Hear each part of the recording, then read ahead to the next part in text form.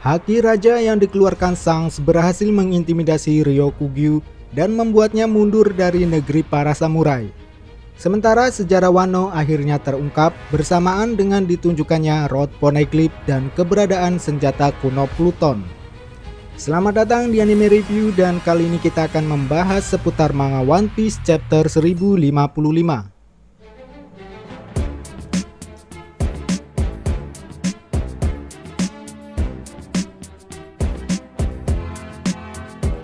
Chapter minggu ini dimulai dari ibu kota bunga. Kita bisa melihat kebahagiaan yang terpancar dari raut wajah Nami, Tama, dan bahkan Zeus. Mereka seolah-olah sudah melupakan betapa beratnya perjuangan dalam melawan aliansi dua Yonko. Sekarang tibalah saatnya merayakan kemenangan itu dengan penuh sukacita. Sementara itu, situasi di luar ibu kota semakin memanas. Momonosuke masih berjuang melawan Ryokugyu. Dia sedikit terpojok dan kewalahan dalam menahan serangan sang admiral. Sebenarnya Yamato yang berada di sana sudah menawarkan diri untuk membantu Momo. Namun sayangnya niat Yamato ditolak. Momonosuke bersikeras tidak ingin pertarungannya diganggu atau dibantu oleh Yamato. Memang duel mereka sedari awal menjadi ajang pembuktian bagi Momo dan pengikutnya dalam menahan musuh-musuh yang akan mengancam Wano di masa depan ketika negeri tersebut telah dibuka. Seberapa jauhkah mereka mampu meminimalisir ancaman-ancaman tersebut akan dibuktikan melalui duel ini. Tapi sayangnya kita masih belum bisa menyimpulkannya karena pada akhirnya Ryokugyu justru memilih untuk menyudahi pertarungan ini. Nah, jika dilihat lagi, pertarungan mereka sedikit timpang dan cenderung dikuasai oleh Ryokugyu. Bahkan setelah Momo dibantu oleh Akazaya pun masih belum cukup. Serangan api yang dilancarkan Raizo pada Ryokugyu tidak bisa mempengaruhi jalannya duel ini. Meskipun teknik tersebut mampu membakar sang admiral, namun belum terlalu efektif. Bahkan peristiwa ini dijadikan lelucon oleh Ryokugyu dengan menganggap remeh serangan api Raizo. Padahal jika diperhatikan lagi, api yang dikeluarkan Raizo ini bisa menyelimuti tubuh Aramaki. Tapi menurutnya serangan tersebut masih memiliki banyak celah. Ia pun bisa membebaskan diri dari api Raizo dengan teknik Bokamori atau hutan tanah api dan kemudian bersiap untuk menyerang balik. Well, memang musuh selevel Admiral ini masih terlalu merepotkan bagi Akazaya. Saya kira secara teknik dan kemampuan mereka kalah. Tapi jika berbicara tentang tekad, mungkin situasinya bisa berbalik.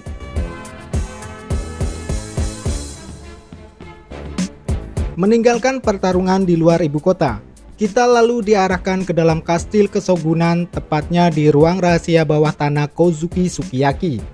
Ada beberapa informasi menarik yang terungkap dalam adegan ini. Saat ini Sukiyaki sedang menuntun Robin dan Lau menuju jalan rahasia yang langsung mengarah ke bagian bawah. Dalam perjalanan menuju ke bawah, Robin sedikit menggoda Lau terkait keikutsertaannya bersama mereka. Menurut Lau, ia tak menemukan Robin di saat para nakama lainnya sedang menikmati pesta. Untuk itulah Lau akhirnya menyadari kemana Robin pergi. Ya, hal ini bukanlah sesuatu yang mengejutkan karena Lau sendiri memiliki ketertarikan akan Poneglyph dan jawaban atas takdir D. Maka dari itu dengan mengikuti Robin, paling tidak dapat memberikan sedikit jawaban melalui pesan yang tertulis pada Poneglyph nantinya. Nah, sambil berjalan Sukiyaki kemudian mengungkapkan bahwa jalan atau rute yang mereka lalui awalnya tidak diketahui oleh Orochi maupun Kaido. Sampai pada akhirnya Jack yang merupakan manusia ikan tiba-tiba menemukan keberadaan Poneglyph. Apa yang dikatakan Sukiyaki tentunya membuat Robin penasaran. Kenapa seorang Gyojin bisa menemukannya? Lalu Sukiyaki hanya mengarahkan mereka untuk melihat sendiri jawabannya. Sampai sini kita akhirnya diperlihatkan pemandangan yang mengejutkan. Ya, jauh di bawah laut terdapat reruntuhan kota kuno yang tak lain adalah bagian dari negeri Wano yang telah hilang atau lebih tepatnya telah tenggelam. Jadi ceritanya 800 tahun yang lalu, negeri Wano berdiri tepat di bawah kaki gunung Fujiyama. Lalu seketika muncul tanah baru yang membentuk tembok raksasa menjulang tinggi sehingga menyebabkan negeri Wano seolah-olah tertutup dan inilah yang kemudian membuat air hujan tidak dapat mengalir dengan baik yang pada akhirnya menenggelamkan negeri Wano, dan luapan airnya menciptakan air terjun yang nantinya dijadikan sebagai pintu masuk ke dalam negeri Wano yang baru. Lalu kemudian para penduduk yang tidak dapat tinggal di sana akhirnya berinisiatif membangun negeri Wano baru di sisi lereng Gunung Fujiyama. Nah, itulah kenapa air terjun yang ada di sana merupakan air tawar yang dapat dihuni oleh koi raksasa. Karena pada dasarnya air yang ada di sana bukan berasal dari laut, melainkan dari air hujan yang sudah tidak bisa tertampung lagi akibat tertahan oleh tembok raksasa. Hal ini juga yang mengakibatkan reruntuhan kota kuno ini tidak hancur termakan oleh asamnya air laut. Well, ini merupakan ide yang cukup brilian dengan menggambarkan sejarah Wano sebagai negeri yang hilang akibat tenggelam. Siapa sangka bahwa Wano yang saat ini kita lihat merupakan pulau buatan yang berdiri di atas air tawar.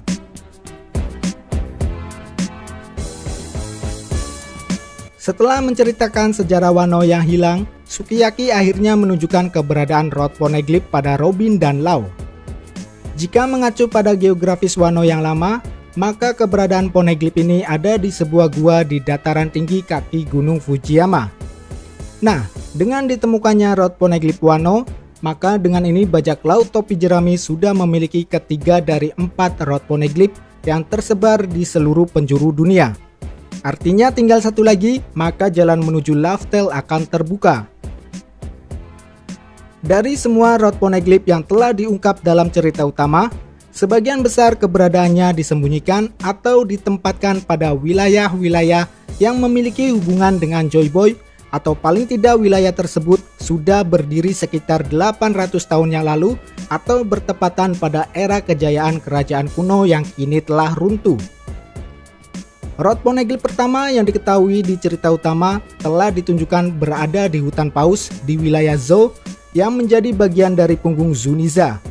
Nah, Zuniza ini sudah dipastikan mempunyai suatu keterikatan khusus dengan Joy Boy, atau paling tidak Zuniza sudah mengenal siapa itu Joy Boy.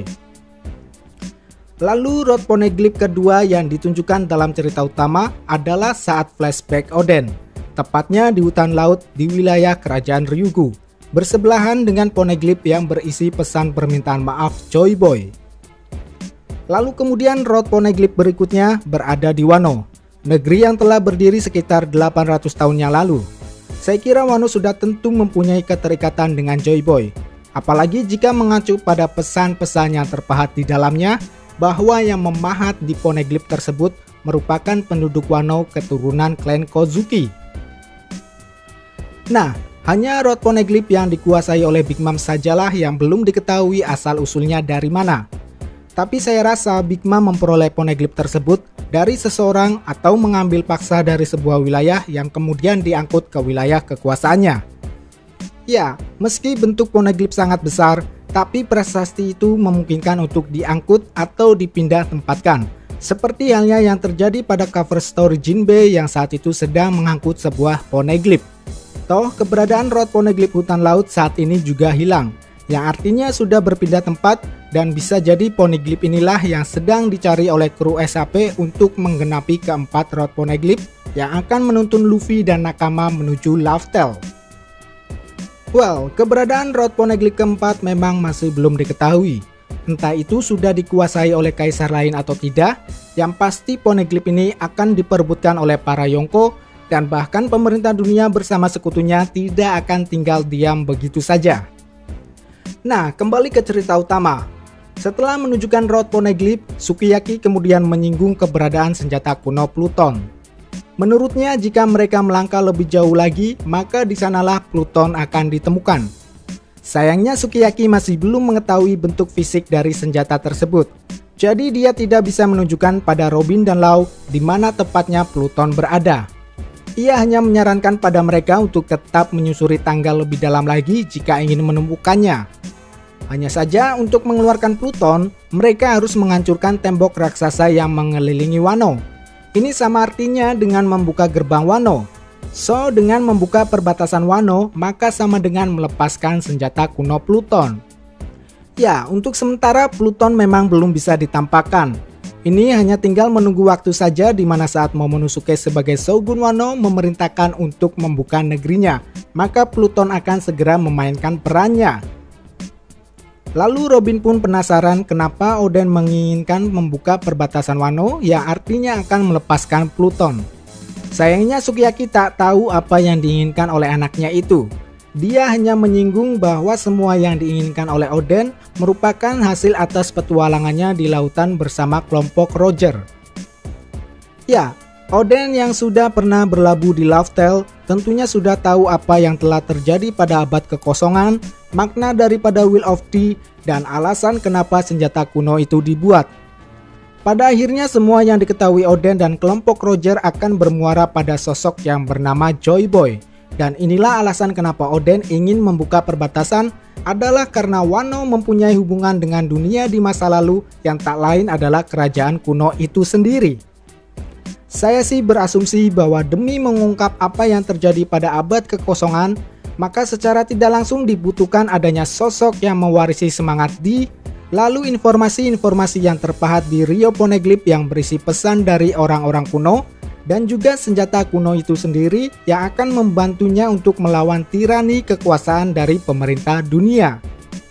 Lalu berkaitan dengan kapan waktunya, maka saya kira tak lama lagi peristiwa ini akan menggemparkan dunia.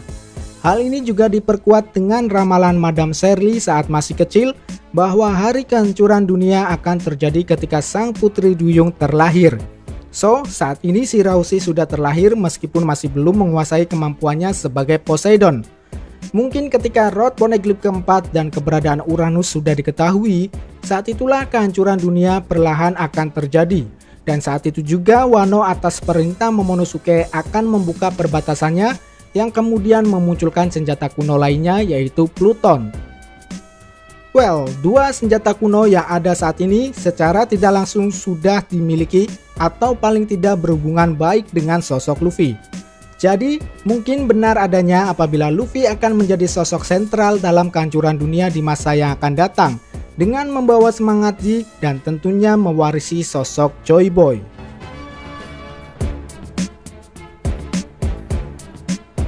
Kembali keluar ibu kota bunga, pertarungan Akazaya dan Momonosuke melawan Aramaki masih berlanjut. Sekarang giliran sang admiral menyerang balik. Semua serangan yang dilancarkan oleh Akazaya tak ada yang efektif. Justru merekalah yang berakhir dengan naas. Susah payah Akazaya memotong akar-akar yang melilit, namun usahanya sia-sia. Bahkan Raizo pun menjadi korban atas kemampuan Aramaki yang menyedot energi kehidupannya. Ya, Aramaki mungkin bertindak atas dasar kemampuannya sendiri.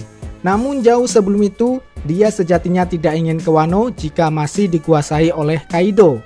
Ini artinya Aramaki hanya memanfaatkan momentum saja, bahwa dengan ketiadaan Kaido maka dia berharap dapat dengan mudah menangkap Luffy yang sedang berada di sana. Sayangnya masih ada perlawanan yang tangguh dari Akazaya dan Momonosuke meskipun harus bersusah payah untuk menahannya. Sejujurnya dengan keterlibatan Yamato dalam pertarungan tersebut, mungkin mereka akan sedikit terbantu. Tapi Momo masih bersikeras dengan prinsipnya bahwa ia harus bisa melindungi negerinya tanpa bantuan siapapun. Alasan Momonosuke untuk menolak bantuan Yamato cukup menarik. Karena menurutnya Yamato yang selama ini terpenjara harusnya bisa menikmati waktu bebasnya dan melalui pertarungan ini Momo berniat untuk melepas kepergian Yamato. Mungkinkah pernyataan Momonosuke akan mengindikasikan kepergian Yamato bersama dengan kru SHP? Well, kita boleh berharap demikian. Meski semua keputusan nantinya ada di tangan Luffy, namun melihat beberapa faktor yang ada, maka besar kemungkinan Yamato akan ikut berlayar bersama kru topi jerami. Nah, kemudian Momonosuke juga tak ingin selalu berharap bantuan dari Luffy dan yang lainnya. Ini akan menjadi pertaruhannya sebagai shogun bahwa sudah pantaskah dirinya menjadi pelindung bagi penduduk dan negerinya. Semua keputusan yang diambil Momonosuke pada dasarnya demi kebaikan dirinya dan negerinya. Karena ketika Luffy dan yang lainnya telah meninggalkan Wano, maka dialah sosok yang akan menjadi pelindung Wano bersama dengan Akazaya. Nah, dengan semangat dan tekad yang seperti itu, Momonosuke akhirnya mampu meniru teknik napas api milik Kaido. Serangan tersebut langsung dilancarkan pada Aramaki. Namun sayangnya arah dari serangannya masih belum beraturan. Ya, paling tidak sekarang Momonosuke sudah sedikit demi sedikit mengkloning teknik-teknik yang pernah dikeluarkan oleh Kaido dan membuat sang admiral sedikit kewalahan akibat serangan yang membabi buta. Nah, pada saat Aramaki ingin menyerang balik, tiba-tiba terasa aura intimidasi yang sangat dahsyat.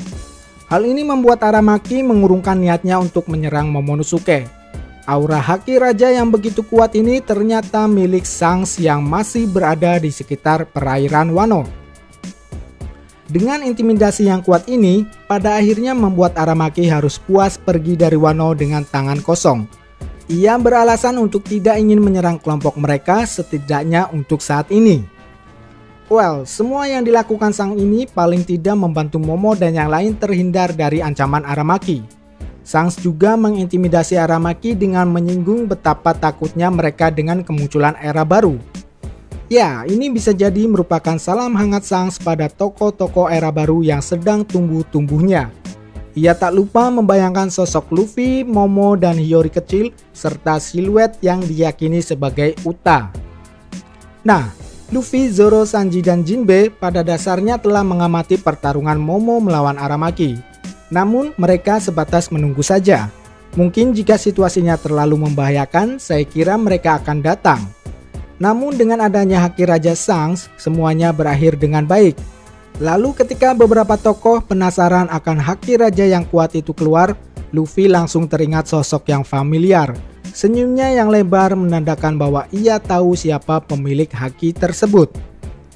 Well, selanjutnya setelah mengusir Aramaki, Sang pun akhirnya melanjutkan perjalanannya. Kelompok mereka nantinya akan bersaing dengan kelompok topi jerami dalam memperebutkan One Piece. Baiklah, saya kira itulah pembahasan One Piece 1055. Seperti biasa, jika ada kesalahan mohon dikoreksi, dan apabila teman-teman ingin menambahkan, silahkan tuangkan opininya di kolom komentar. Mari berdiskusi. Cheers!